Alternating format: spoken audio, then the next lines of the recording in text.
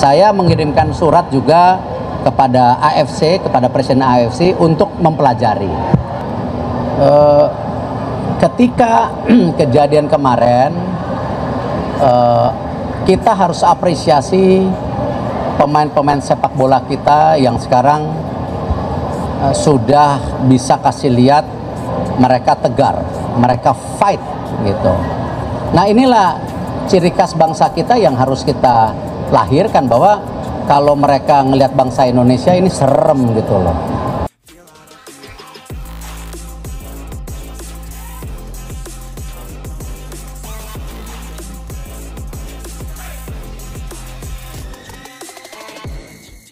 I'm very happy with the team, and the second half was not the best, but okay, you know.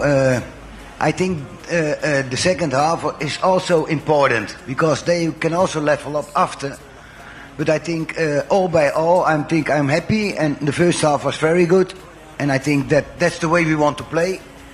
And I think the gap with the second half was too big, but okay, we will work on that because that gap had to be more close. And I think they did a hell of a job today, and also the substitute did. Wasit bantu Vietnam, PSSI lapor AFC, ada kecurangan di laga Indonesia vs Vietnam final Piala AFF U23. Pertandingan final Piala AFF U23 2025 antara Timnas Indonesia U23 dan Vietnam U23 yang digelar di Stadion Gelora Bung Karno, Jakarta, pada tanggal 29 Juli tahun 2025, menyisakan kontroversi besar yang memicu kemarahan publik. Meskipun berlangsung di kandang sendiri, Indonesia harus mengakui keunggulan Vietnam dengan skor tipis 0-1. Namun, bukan hasil akhir yang menjadi sorotan utama, melainkan keputusan-keputusan wasit asal Asia Selatan yang dianggap berat sebelah dan merugikan Garuda Muda sepanjang pertandingan. Sorotan tajam tertuju pada beberapa momen krusial yang disebut-sebut sebagai bentuk kecurangan yang menguntungkan Vietnam. Bahkan, PSSI secara resmi menyampaikan protes kepada Federasi Sepak Bola Asia (AFC) dan menyebut bahwa ada indikasi pelanggaran etik dan profesionalitas dari perangkat pertandingan, termasuk wasit utama dan asisten. Sejak babak pertama dimulai, permainan berlangsung keras dan penuh tensi. Indonesia tampil dominan dalam penguasaan bola hingga 68%, menciptakan 6 peluang yang cukup menjanjikan. Namun, beberapa keputusan wasit menjadi titik balik yang merusak momentum permainan.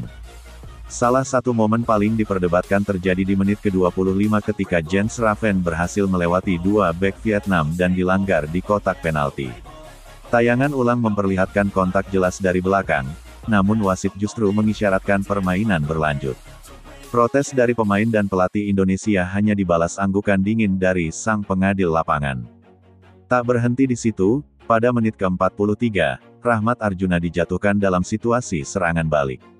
Bukannya kartu untuk pemain Vietnam yang melakukan pelanggaran, justru wasit memberikan kartu kuning untuk diving kepada Arjuna.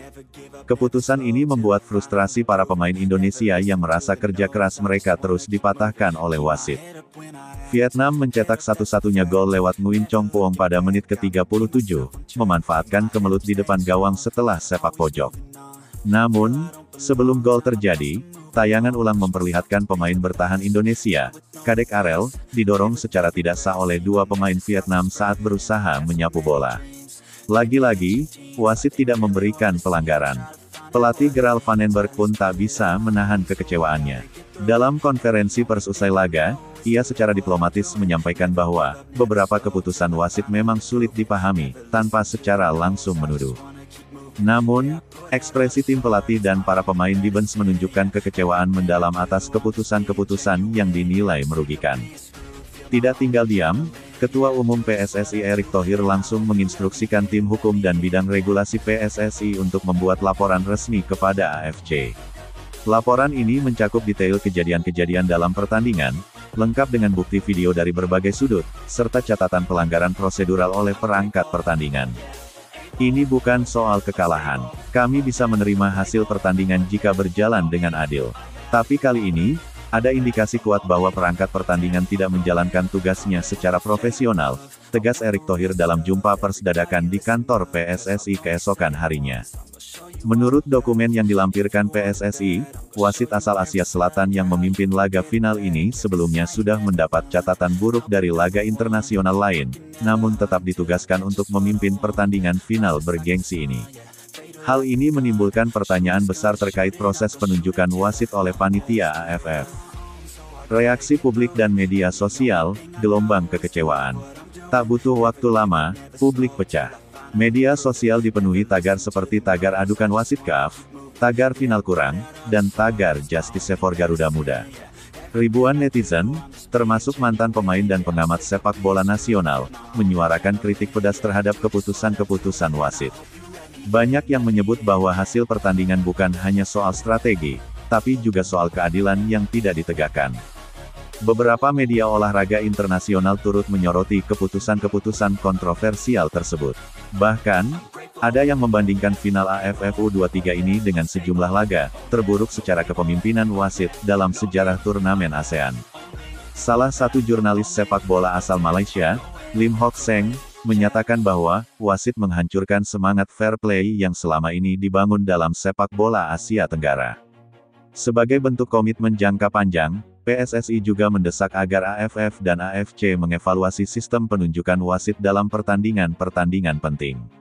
PSSI meminta agar pada event mendatang, dilakukan penilaian objektif dan transparan terhadap wasit yang ditugaskan, termasuk penggunaan VAR sebagai alat bantu untuk laga-laga final atau semifinal. Kekecewaan ini bukan hanya dirasakan oleh pemain, pelatih, dan ofisial, namun juga seluruh bangsa Indonesia yang berharap bisa menyaksikan sejarah baru tim U23 mengangkat trofi di depan publik sendiri. Meski kalah, Timnas Indonesia U23 tetap mendapat sambutan luar biasa dari supporter saat kembali ke hotel dan saat melaksanakan agenda penyambutan keesokan harinya. Ribuan pendukung meneriakkan yel-yel kebanggaan, sebagai bentuk penghormatan atas perjuangan para pemain muda yang telah menunjukkan semangat luar biasa. Gerald Vandenberg menyatakan bahwa tim ini masih muda dan memiliki masa depan cerah. Kita kecewa hari ini, tapi saya percaya kita akan kembali lebih kuat. Kita telah belajar banyak, termasuk soal ketidakadilan, ungkapnya. Final Piala AFF U23 2025 memang telah usai, dan trofi telah berpindah ke tangan Vietnam. Namun, aroma ketidakadilan yang menguar dari pertandingan itu akan terus menjadi bahan diskusi panjang. PSSI kini menunggu respons resmi dari AFC, sementara publik menuntut reformasi dalam tata kelola wasit di turnamen-turnamen ASEAN. Apakah laporan PSSI akan membuahkan sanksi? Atau akankah ini menjadi catatan kelam lain dalam sejarah sepak bola Asia Tenggara? Waktu yang akan menjawab. Namun satu hal pasti, semangat Garuda Muda tetap menyala, dan perjuangan mereka tidak akan pernah dilupakan.